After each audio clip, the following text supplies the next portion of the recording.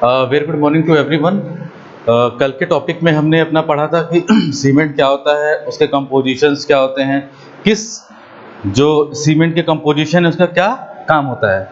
तो आज का जो हमारा जो टॉपिक है वो पढ़ना है बोक्स कंपाउंड के बारे में। मैंने कल आपको थोड़ा सा बताया था, तो मैं आज बोक्स कंपाउंड फिर से स्टार्ट कर रहा हूँ। बोक्स कंपाउंड क्या होता है, कौन कौन से कंपाउंड्स आते हैं, उनके एवरेशंस क्या हैं, उनके फॉर्मूलेज क्या हैं, और कौन सा बोक्स कंपाउंड क्या अपना कंट्रीब्यूशन देता है सीमेंट में, वो सारा हमको डिस्कशन आज करना है। तो हम यहाँ पे लिखते हैं अपना box compound. Box compound,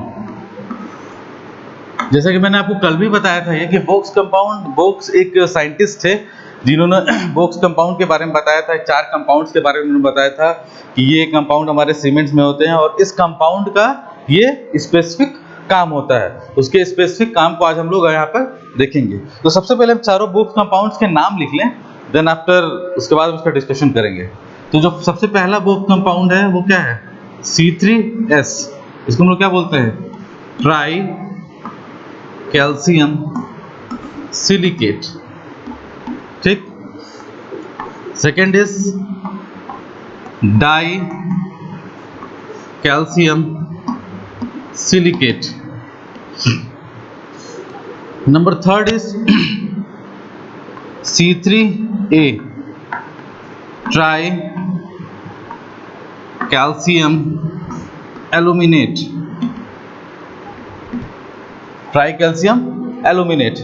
number fourth is C4AF, tetra calcium alumino ferrite. ये तो हमारे 4 बोक्स कंपाउंड्स के नाम हो गए। ये तो हमारे 4 बोक्स कंपाउंड के हमारे ये नाम हो गए। अब परसेंटेज बाय वेट इसका कितना लेते हैं हम लोग, ये भी हमको निकालना होता है कि परसेंटेज बाय मास इसका हम लोग कितना लेते हैं।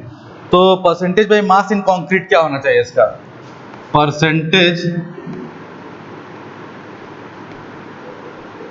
By mass in concrete. ठीक, परसेंटेज बाय मास इसका क्या होना चाहिए।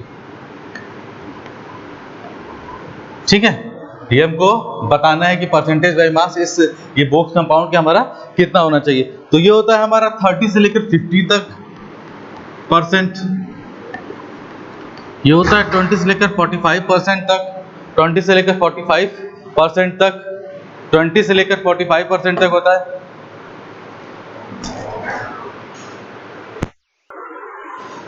ठीक है, फिर ट्राई कैल्शियम एल्यूमिनेट क्या होता है, 8 से लेकर 12% के बीच में, और ये 6 से लेकर 10% के बीच में।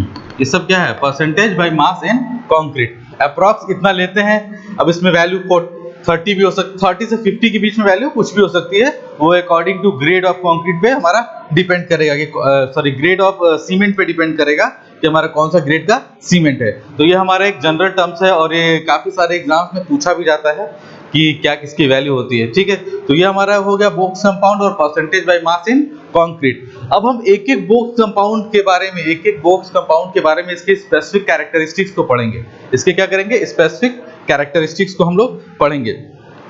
तो चलिए हम लोग पहले से स्टार्ट करते हैं।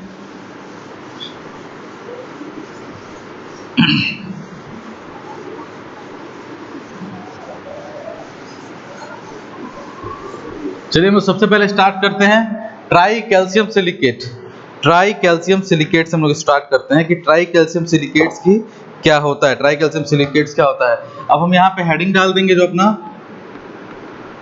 Properties of box compound. क्या हमारा हेडिंग हो जाएगा अगला, प्रॉपर्टीज ऑफ बोक्स कंपाउंड, कि बोक्स कंपाउंड की क्या क्या प्रॉपर्टी होती हैं। तो सबसे पहले जो हमारा टर्म है C3S, try calcium silicate. Try calcium silicate ये क्या होता है, इसका क्या कंट्रीब्यूशन होता है।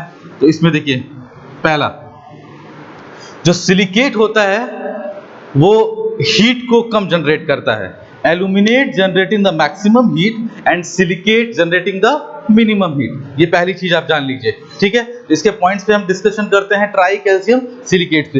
It is responsible for early strength. ये हमारे सीमेंट को क्या देता है, it is responsible for early strength. ये हमारे सीमेंट में क्या देता है कि जैसे ही हम सीमेंट यूज करते हैं C3S tricalcium silicate, it is responsible for early strength. मतलब कंक्रीट सीमेंट में जो हमें अर्ली स्ट्रेंथ मिलता है वो किसकी वजह से मिलता है? ट्राइकैल्शियम सिलिकेट की वजह से होता है। दूसरा पॉइंट जो इसका है, first 7 days strength is due to C3S। First 7 days strength is due to C3S।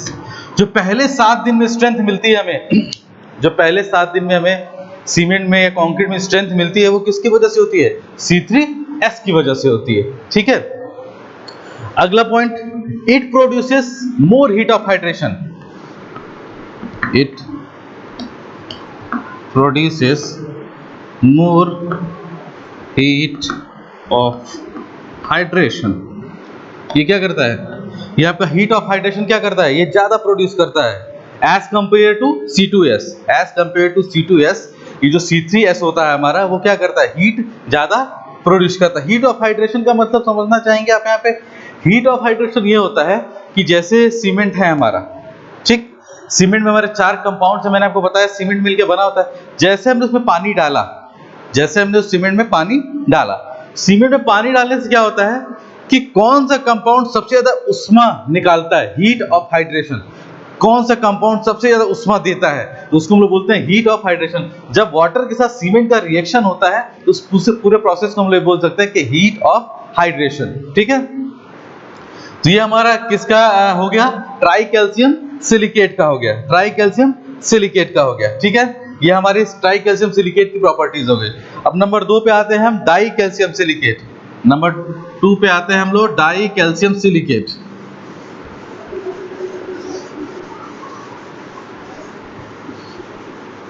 Number जो 2 है हमारा वो है डाई कैल्शियम सिलिकेट। ठीक है, डाई कैल्शियम सिलिकेट। तो जब डाई, मैंने आपको ट्राई में पढ़ाया कि शुरू के 7 दिन की जो स्ट्रेंथ मिलती है वो ट्राई कैल्शियम सिलिकेट की मिलती है। तो इसका मतलब ये हो गया शुरू के 7 दिन के बाद जो हमारी स्ट्रेंथ मिलती है वो किसके वजह से मिलती है? डाई कैल्शियम सिलिकेट की वजह से मिल सकती है। तो आप ऐसा लिख सकते हैं कि the hydration of C2S starts after, the hydration of C2S start after 7 days। मतलब सीमेंट में जो इसका हाइड्रेशन स्टार्ट होता है C2S कंपाउंड का, वो कितना होता है? 7 दिन के बाद होता है। 7 दिन के बाद होता है। ठीक है। It gives strength after 7 days। It gives strength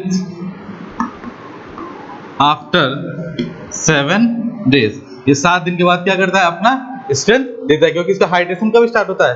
7 दिन के बाद से स्टार्ट होता है। दूसरी चीज, C2S hydrates and harden slowly. C2S क्या होता है? Hydrates and harden slowly. मैंने आपको बताया था एज कंपेयर टू C3S, ये जो C2S होता है क्या, हाइड्रेट्स क्या होता है? बहुत धीरे धीरे होता है और ये धीरे धीरे हार्ड होता है। एंड प्रोवाइड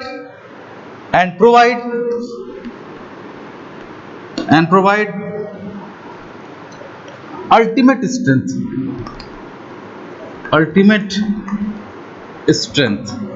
यानी आपको 2 चीजों से यहां पता चल गया कि अगर ट्राई कैल्शियम सिलिकेट है तो वो इनिशियल स्ट्रेंथ देता है, और जब डाई कैल्शियम सिलिकेट है वो क्या होता है? अल्टीमेट स्ट्रेंथ देता है।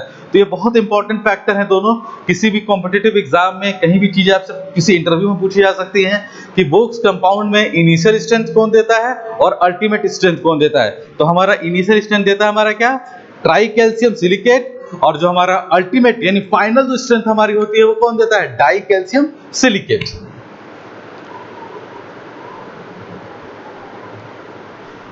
As compared to tricalcium silicate, it produces less heat of hydration. It produces less heat of hydration. It produces less heat of hydration. क्या लिख सकते हैं हम लोग इसमें, it produces less heat of hydration. भाई जब हाइड्रेट धीरे करेगा, जब हाइड्रेट आपका धीरे करेगा तो उसका हीट ऑफ हाइड्रेशन क्या हो जाएगा, उष्मा निकलने की जो दर हो क्या हो जाएगी, बहुत धीमी हो जाएगी। इसलिए आपने पढ़ा होगा कि आपको जब एक अच्छा स्ट्रेंथ कंक्रीट बनाना होता है, एक अच्छी कंक्रीट बनाने, एक अच्छा सीमेंट बनाना होता है, तो इसमें C3S और C2S की मात्रा क्या होती है, ज्यादा होती है। C3S और C2S की मात्रा ज्यादा होती है। अब जो हमें नंबर तीसरा पढ़ना है वो क्या हमें पढ़ना है, try calcium aluminate. Try calcium aluminate, तो ट्राई कैल्शियम एल्यूमिनेट की क्या प्रॉपर्टीज है ये मैं आपको बताने जा रहा हूँ। तो क्या प्रॉपर्टीज है, the reaction of C3A with water is very fast. मतलब क्या है कि जैसे ही हम सीमेंट में पानी डालते हैं तो C3A सबसे पहले रिएक्शन करता है वाटर के साथ। चारों कंपाउंड्स में से C3A सबसे पहले रिएक्शन करता है very fast, and may lead to immediate stiffening of paste. और सीमेंट पेस्ट को क्या करता है, इमीडिएट क्या करता है, स्टिफनिंग, उसको क्या करता है, हार्ड कर देता है, ठीक। And this process is termed as flash shed, और इस पूरे प्रोसेस को हम लोग क्या बोलते हैं, फ्लैश शेड। कि मतलब अगर C3A जैसे ही अपना पानी इसमें डाला गया है सीमेंट में, C3A सबसे पहले रिएक्शन करता है, ठीक, लीड टू इमीडिएट स्टिफनिंग, तुरंत पेस्ट को क्या करता है, टफ कर देता है, टाइट कर देता है, and this process is called flash shed. ये फ्लैश शेड तुरंत हो जाता है तो ये हमारे कंक्रीटिंग के लिए अच्छा नहीं होता है। तो इसके लिए हम क्या करते हैं, इसीलिए हम जिप्सम को ऐड करते हैं। इसीलिए हम क्या करते हैं कि हम जिप्सम को ऐड करते हैं अपने सीमेंट में। वो क्या करता है, उसके सेटिंग टाइम को क्या करता है, इंक्रीज कर देता है। तो इसकी सेकंड प्रॉपर्टीज में, पहली प्रॉपर्टी तो ये हो गई हमारी, इसकी सेकंड प्रॉपर्टी में हम ये लिख सकते हैं, to prevent the flash shed. Flash shed से बचाने के लिए, फ्लैश शेड नहीं होना चाहिए, to prevent the flash shed of, to prevent the flash shed of, to prevent the flash shed 2 to 3% gypsum, 2 to 3% of gypsum is added at the time of grinding, is added at the time of grinding the cement clinkers, the cement clinkers।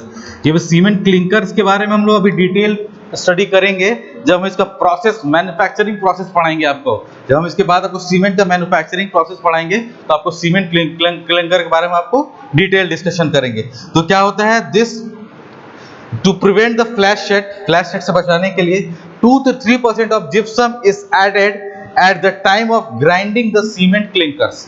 ठीक है, तो 2 से 3% हम clinker में gypsum add कर लेते हैं कि फ्लैश शेड हमारा कंक्रीट में ना हो। तो ये हमारी किसकी प्रॉपर्टी हो गई, ट्राई कैल्शियम एल्यूमिनेट की। ठीक है, ये स्ट्रेंथ पे बहुत ज्यादा फर्क नहीं डालता है। ट्राई कैल्शियम जो एल्यूमिनेट होता है वो स्ट्रेंथ पे बहुत ज्यादा फर्क नहीं डालता है। स्ट्रेंथ पे जो सबसे ज्यादा फर्क डालते हैं वो ट्राई कैल्शियम सिलिकेट और डाई कैल्शियम सिलिकेट। इसीलिए कई बार क्वेश्चन पूछा जाता है आपको बार बार कि एक अच्छे सीमेंट के लिए आपको किस चीज का कंपोजिशन ज्यादा अच्छा होता है।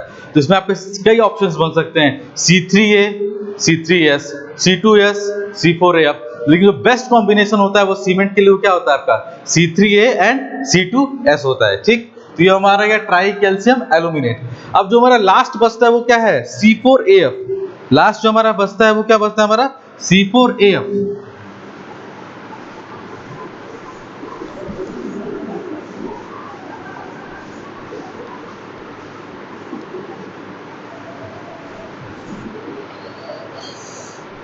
हमने 3 के बारे में पढ़ लिया अपना डिटेल। अब हम चौथे के बारे में पढ़ेंगे, वो क्या है, tetra calcium aluminoferrite. Number 4 is C4AF। हमको पढ़ना है इसके बारे में। इसको क्या बोलते हैं, टेट्रा कैल्शियम एल्यूमिनोफेराइड। ठीक, इसकी क्या क्या प्रॉपर्टीज होती हैं ये हम डिस्कशन करने जा रहे हैं। C4AF जो होता है बहुत तेजी से हाइड्रेट्स करता है। सबसे पहली सी क्वालिटी क्या होती है, hydrates very quickly.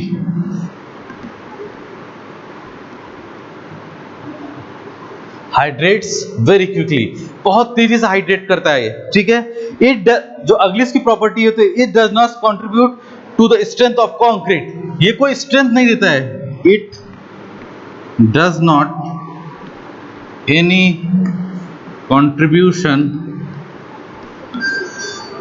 To the strength of concrete, ठीक है। ये सीमेंट, ये कंक्रीट के स्ट्रेंथ में कोई भी कंट्रीब्यूशन आपका नहीं देता है, ठीक। लेकिन एक इसकी क्वालिटी बहुत अच्छी है कि ये सल्फेट अटैक को बहुत अच्छे से बचाता है। सल्फेट अटैक को C3A के कंपैरिजन में ये सल्फेट अटैक के लिए बहुत अच्छा माना जाता है, टेट्रा कैल्शियम एल्यूमिनो फेराइड। तो आप ऐसा लिख सकते हैं कि the hydrates of C4AF show a comparatively higher resistance to sulfate attack, as compared to hydrates of C3A। मतलब आपको क्या पता चला इससे कि C4AF जो होता है हमारा हाइड्रेट्स बहुत जल्दी करता है। It does not contribute any contribution to the strength of concrete, कि इसका कंक्रीट के स्ट्रेंथ में कोई भी कंट्रीब्यूशन नहीं माना जाता है। सीमेंट के इस कंपाउंड का उसके स्ट्रेंथ पे या कंक्रीट के स्ट्रेंथ पे कोई भी प्रभाव नहीं माना जाता है। लेकिन इसकी जो एक प्रॉपर्टी है कि हाइड्रेट्स वेरी क्विकली करता है, तो सल्फेट अटैक से ज्यादा बचाता है। ये किसी भी स्ट्रक्चर को अगर C4AF की मात्रा अच्छी है उसमें, तो सल्फेट अटैक के लिए काफी बेनिफिशियल होता है। तो ये तो हमारा हो गया कि चारों कंपाउंड्स के बारे में कि हम इसकी क्या प्रॉपर्टीज होती हैं, हमने सारा पढ़ा। अब इसका मैं कंक्लूजन बताने जा रहा हूँ। ये तो मैंने चारों एक मिक्स्ड पढ़ा हमने। अब जो कंक्लूजन होगा हमारा, कंक्लूजन से हम इन चारों कंपाउंड्स के क्या कंक्लूजन निकले, फाइनल कंक्लूजन क्या हो गया, अब हम उस पे आते हैं। तो अगली जो हेडिंग होगी हमारी, नोट डाउन करिए, अगली जो हमारी हेडिंग है वो है conclusion of box compound. Conclusion of box compound, कि बोक्स कंपाउंड का क्या कंक्लूजन हमारा निकला, जो कि सबसे इंपॉर्टेंट है। ये चारों चीजों को भी हमने अलग अलग पढ़ा। अब इन चारों में जो सबसे इंपॉर्टेंट चीजें उसका हम कंक्लूजन पढ़ने जा रहे हैं। आई होप आपको नोट करना हो तो नोट कर लीजिए इसको।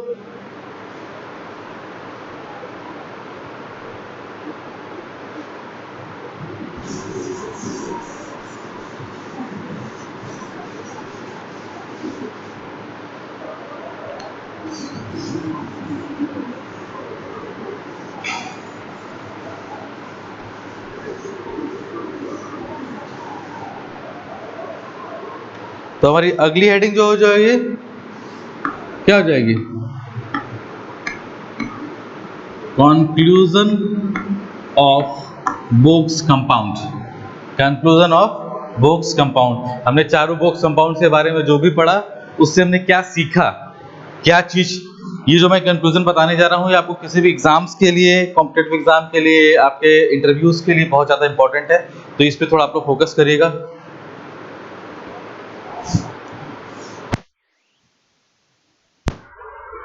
चलिए, तो हमको अभी पढ़ना है कि कंक्लूजन ऑफ बोक्स कंपाउंड हमारा क्या है। तो सबसे पहले कंक्लूजन पे हम आते हैं। अपना सबसे फर्स्ट कंक्लूजन हमारा क्या होता है, इसमें अगर ये पूछा जाए sequence of reaction due to addition of water, अगर आपसे पूछें कि sequence of reaction due to addition of water, इसका मतलब क्या हुआ, मतलब इसका सिंपल सा है बहुत। Sequence of reaction due to addition of water, मतलब कि जब आपका सीमेंट रखा हुआ है और आपने उसमें पानी डाला, आपने उसमें क्या किया, पानी को मिक्स किया। तो मिक्स किया तो चारों कंपाउंड के अलग प्रॉपर्टीज मैंने आपको बताई। तो कौन से कंपाउंड सबसे पहले रिएक्शन करेगा वाटर से, उसके बाद कौन रिएक्शन करेगा, उसके बाद कौन रिएक्शन करेगा और लास्ट में कौन रिएक्शन करेगा, ये बहुत इंपॉर्टेंट है, ठीक है। तो sequence of reaction due to addition of water हमें पढ़ना है। तो जब जैसे पानी डालते हैं तो सबसे पहले C3A रिएक्शन करता है वाटर से। सबसे पहले कौन रिएक्शन करता है वाटर के साथ, C3A। उसके बाद जो रिएक्शन करता है वो C4AF। कौन रिएक्शन करता है, C4AF, यानी सबसे पहले C3A, देन आफ्टर C4AF। उसके बाद जो रिएक्शन करता है C3S, और उसके बाद जो रिएक्शन करता है C2S। तो ये हमारा सीक्वेंस ऑफ रिएक्शन है। जब हम किसी भी सीमेंट में जो चारों कंपाउंड मिले और उसमें पानी डालते हैं तो ये सीक्वेंस ऑफ रिएक्शन है, C3A, C4AF, C3S, C2S। इसीलिए मैंने आपको पढ़ाया था, याद करिए, C2S में it hydrates very slowly, it hydrates very slowly, यानी ये वाटर के साथ बहुत धीरे धीरे रिएक्शन करता है। लेकिन सबसे पहले रिएक्शन कौन करता है? हाइड्रेट्स। तो यहां से एक चीज हमें पता चल गई, क्या पता चल गई? कि aluminate generating the maximum heat, aluminate generating the maximum heat. यहां से ये भी पता चल गया हमको कि aluminate generating the maximum heat, silicate generating the minimum heat. अगर ये आपसे पूछ दिया जाए कि चारों कंपाउंड में सबसे ज्यादा हीट कौन जनरेट करता है और सबसे कम कौन करता है, तो यहां से हम बता सकते हैं कि aluminate generating the maximum heat and die calcium silicate generating the minimum heat. ठीक है, तो पहला कंक्लूजन हमारा यह हुआ कि कौन सा रिएक्शन कौन करता है। उस कंक्लूजन से भी हमने क्या और कंक्लूजन निकाल दिया कि aluminate generating the maximum heat and silicate generating the minimum heat. चलिए अब आते हैं अपने पॉइंट नंबर सेकंड पे, नोट कर लीजिए इसको।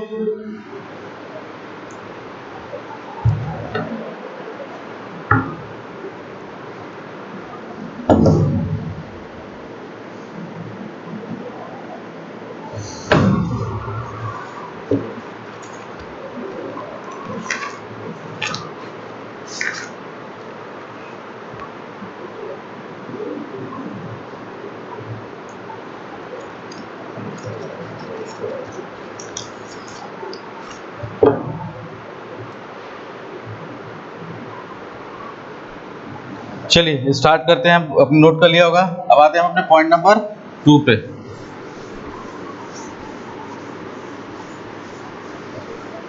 पॉइंट नंबर हमारा 2 आ गया। पॉइंट नंबर 2 हमारा है कि C3 and C4AF is responsible for setting time. C3A and C4AF is responsible for setting time। ठीक, C3A और C4AF सेटिंग टाइम के लिए रिस्पॉन्सिबल होता है। मेनली कौन होता है? C3A। मेनली कौन होता है? C3A होता है हमारा। नोट करिए ये।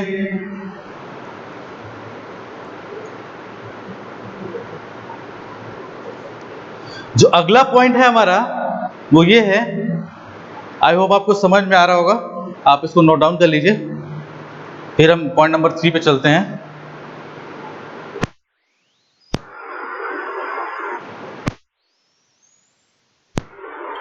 चलिए हम अब आते हैं अपने पॉइंट नंबर 3 पे। पॉइंट नंबर 3 है, ये पॉइंट नंबर 2 था, सॉरी हमारा। अब पॉइंट नंबर 3 पे आते हैं। C3S and C2S is responsible for strength। C3S and C2S is responsible for strength। ठीक, अब इसमें पूछा जाए कि मेनली कौन होता है, तो मेनली क्या होता है? C2S, mainly C2S। यानी सेटिंग टाइम के लिए दो लोग रिस्पॉन्सिबल होते हैं, C3 एंड C4AF। अब इसमें अगर पूछा जाए सबसे ज्यादा कौन है, तो वो C3A है। ठीक, अब अगर बात करते हैं स्ट्रेंथ के फॉर्म में, स्ट्रेंथ के फॉर्म में बात करते हैं कि which compound is responsible for strength in the cement and the concrete, तो क्या होगा हमारा? C3S और C2S रिस्पॉन्सिबल होता है। और सबसे मेनली कौन सा रिस्पॉन्सिबल होता है? C2S। देखिए मैंने आपको पढ़ाया भी था कि अल्टीमेट स्ट्रेंथ जो देता है वो कौन देता है? C2S। तो वो बात यहाँ कंक्लूजन में आपको निकल के आ गई कि जो हमारा इनिशियल स्ट्रेंथ देता है वो C3S देता है, और जो अल्टीमेट फाइनल स्ट्रेंथ देता है वो C2S देता है। इसलिए मैंने यहाँ लिखा मेनली C2S। ठीक, अब आते हैं हम अपने पॉइंट नंबर 4 पे। Point number 4, point number 4, decreasing order of heat of hydration. Decreasing order of heat of hydration मतलब हीट ऑफ हाइड्रेशन आपको मैंने बताया था क्या होता है। हीट ऑफ हाइड्रेशन क्या होता है कि सीमेंट में जैसे हम पानी डालते हैं तो उस पूरे रिएक्शन को हम क्या बोलते हैं, उस पूरे प्रोसेस को हम लोग क्या बोलते हैं? Heat of hydration. ठीक है, तो उसमें हमको बताना है कि decreasing order of heat of hydration, decreasing order of heat of hydration क्या होता है कि हमने सीमेंट में पानी डाला तो सबसे पहले कौन हीट जनरेट करता है, उसके बाद कौन जनरेट करता है, उसके बाद कौन जनरेट करता है, और उसके बाद कौन जनरेट करता है। तो अगला जो हमारा पॉइंट नंबर 4 है,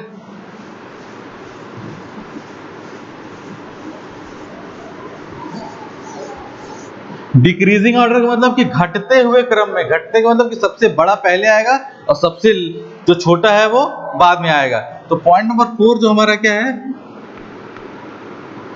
decreasing order of heat of hydration, decreasing order of heat of hydration.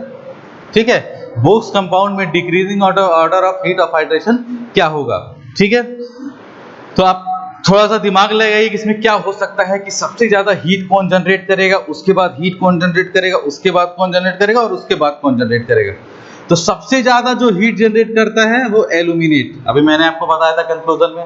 ठीक, उसके बाद जो हीट जनरेट करता है वो C3S जनरेट करता है। ठीक, उसके बाद जो हीट जनरेट करता है वो C4AF करता है। ठीक, और जो सबसे कम हीट जनरेट करता है वो क्या होता है, C2S होता है। तो ये हमारा क्या हो गया, decreasing order of heat of hydration. क्या है, decreasing order of heat of hydration, मतलब सीमेंट में पानी मिलाने के साथ सबसे ज्यादा हीट जनरेट एल्यूमिनेट करता है, ट्राइकैल्शियम एल्यूमिनेट, फिर ट्राइकैल्शियम सिलिकेट, फिर tetra calcium aluminoferrite, and the last one is dicalcium silicate. ये सबसे कम हीट जनरेट करता है, इसीलिए इसका जो रिएक्शन टाइम है वो सबसे लंबा चलता है, इसीलिए इसका रिएक्शन टाइम क्या होता है, सबसे ज्यादा लंबा चलता है। ठीक है, तो ये हमारा हो गया पॉइंट नंबर 4। अब हम डिस्कशन करते हैं अपने पॉइंट नंबर 5 पे, decreasing order of rate of hydration. अभी हमने हीट ऑफ हाइड्रेशन पढ़ा, देखिए बहुत इंपॉर्टेंट चीज है ये, मैं आपको फिर से यहां दिखा दे रहा हूं, लिख रहा हूं decreasing order of rate of hydration. Confusion मत होइएगा, कंफ्यूजन कोई भी नहीं आएगा, आपको कोई कंफ्यूजन नहीं होना चाहिए। हीट ऑफ, यहां पे हमने क्या पढ़ा है आपको, हीट ऑफ हाइड्रेशन, और यहां हम आपको क्या पढ़ा रहे हैं, रेट ऑफ हाइड्रेशन। देखिए दोनों में बहुत डिफरेंस है, heat of hydration is a different thing and rate of hydration is different thing.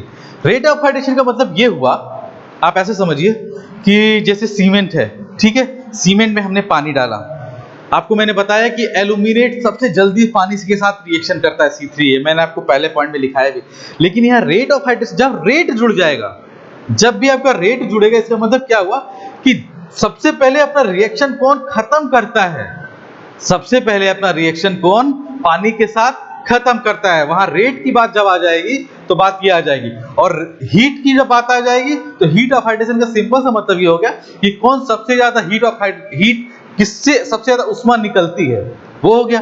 Rate की बात होगी तो रेट का मतलब ये हो जाएगा कि जैसे हमने पानी डाला तो कौन चारों कंपाउंड में से अपना रिएक्शन सबसे पहले खत्म करता है, तो वहां पे हो जाता है रेट ऑफ हाइड्रेशन। तो जब भी रेट ऑफ हाइड्रेशन की बात आ जाएगी तो उसमें सबसे पहले C4AF होता है जो पानी के साथ सबसे पहले अपना रिएक्शन खत्म करता है। लेकिन अगर आपसे ये क्वेश्चन पूछा जाए कि सबसे पहले पानी के साथ रिएक्शन कौन करता है, देन C3A। अगर ये पूछा जाए कि सबसे पहले अपना रिएक्शन कौन खत्म करता है, देन C4AF। ठीक, तो ये इसके बाद आता है C3A, इसके बाद आएगा आपका C3A, इसके बाद C3S और इसके बाद C2S।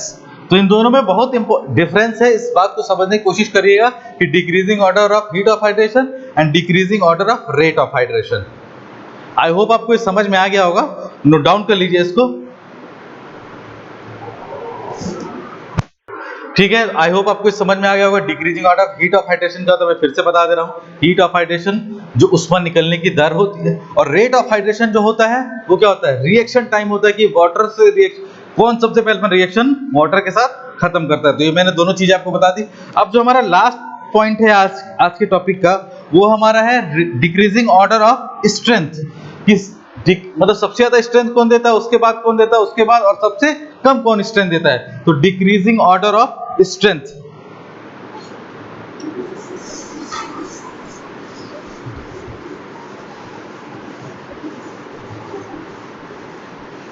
Decreasing order of strength,